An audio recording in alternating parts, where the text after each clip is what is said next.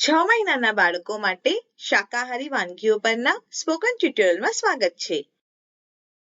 આ ટ્યુટોરિયલમાં આપણે શિશુને પૂરક ખોરાકના પરિચય કરાવવા વિશે શીખીશું અને શીખીશું કેવી રીતે શાકાહારી વાનગીઓ તૈયાર કરવી, જેવી કે ચોળીની પ્યુરી, કોળાની પ્યુરી, રાગીનો રાબ, જુવારનો રાબ અને પાલકની પ્યુરી. આપણે શરૂ કરીએ એ પહેલા તે યાદ રાખવું મહત્વપૂર્ણ છે કે પ્રથમ 6 મહિના માટે શિશુને ફક્ત માતાનું જ દૂધ આપવું.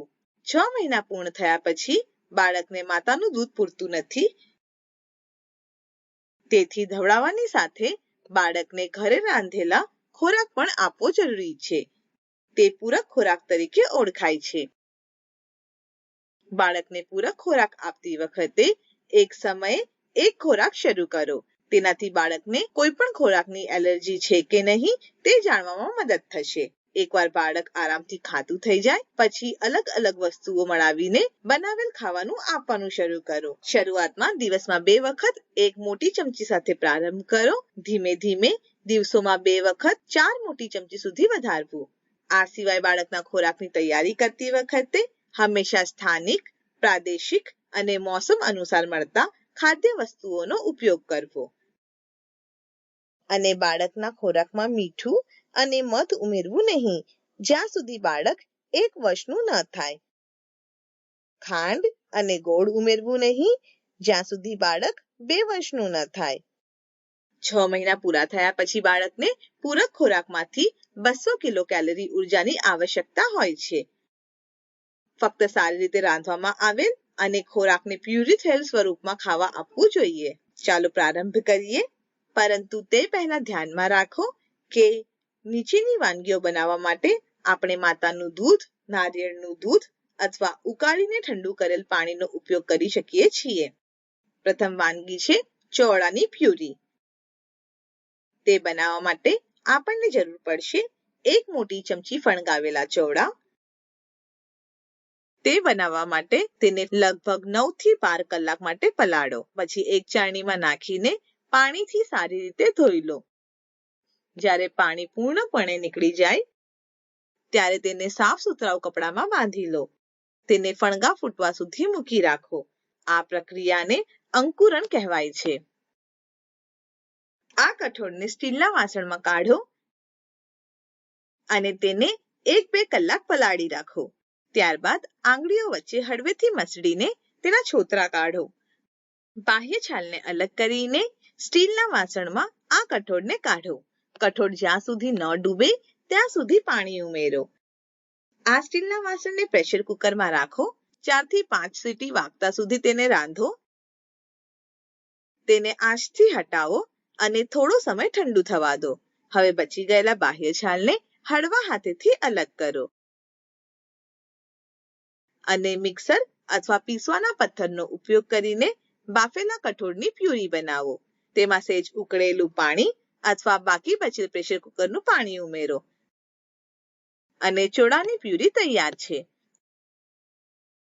આ ચોળાની પ્યુરીમાં આ પોષણ તત્વો અધિક માત્રામાં છે: પ્રોટીન, ફોસ્ફરસ, આયર્ન, ઝિંક અને મેગ્નેશિયમ. આવી પ્યુરી બનાવવા માટે તમે કોઈ પણ સ્થાનિક ઉપલબ્ધ કઠોળ ઉપયોગ કરી શકો છો, જેમ કે મઠ, કાળા ચણા, વટાણા, મસૂર દાળ, લીલા વટાણા, રાજમા, કાબુલી ચણા, કુલ્થી વગેરે. બીજી વાનગી છે કોળાની પ્યુરી.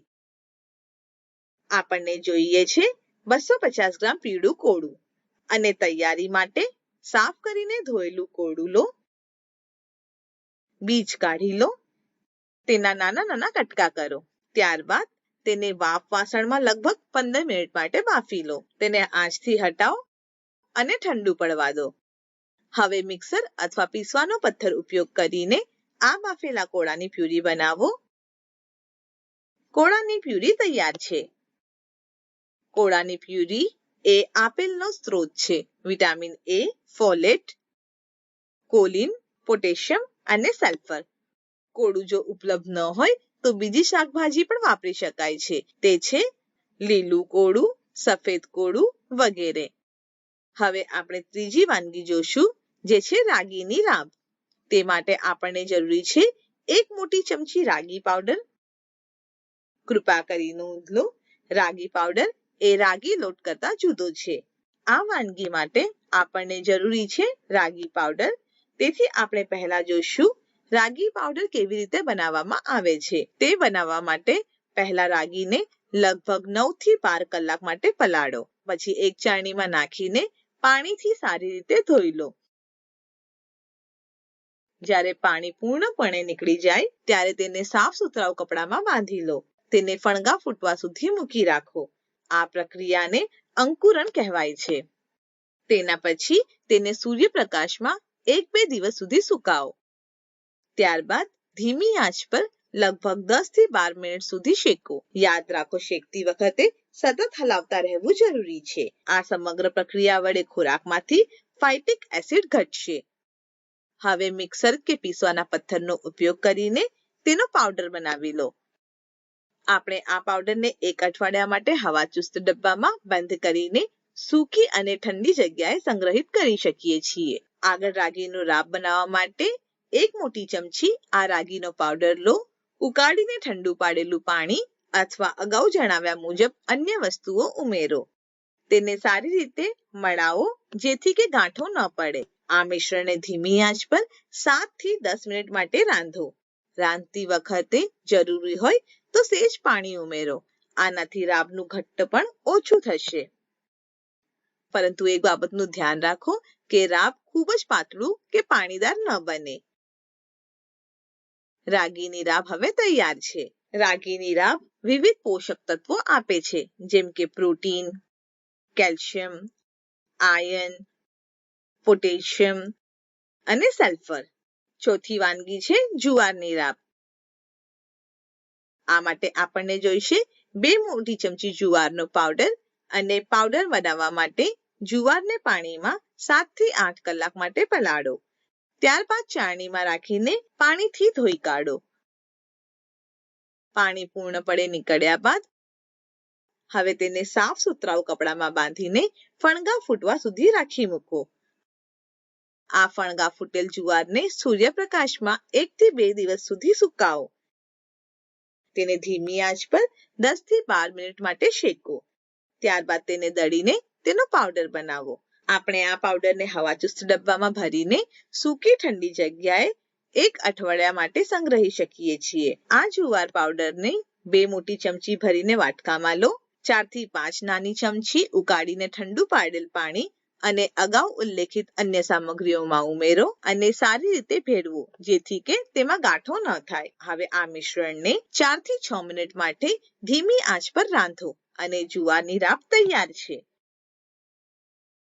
નોંધ લો કે જુવાર રાબમાં પ્રચુર માત્રામાં છે protein, phosphorus, potassium, magnesium, selenium, sulphur અને આયર્ન. 5મી વાનગી છે પાલકની પ્યુરી. પાલકની પ્યુરી બનાવવા માટે આપણને જોઈએ છે 2 કપ ધોઈને સમારેલી પાલક અને 1 નાની ચમચી ઘી. રાંધવાની રીત: પેનમાં 1 નાની ચમચી ઘી નાખીને ગરમ કરો.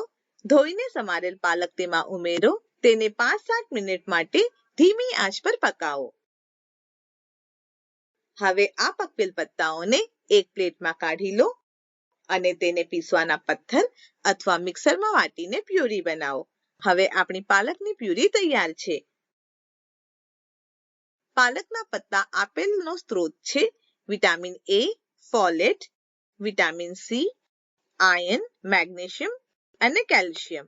આવી પ્યુરી બનાવવા માટે કોઈ પણ સ્થાનિક રીતે ઉપલબ્ધ પત્તાવાળી ભાજી વાપરી શકીએ છીએ.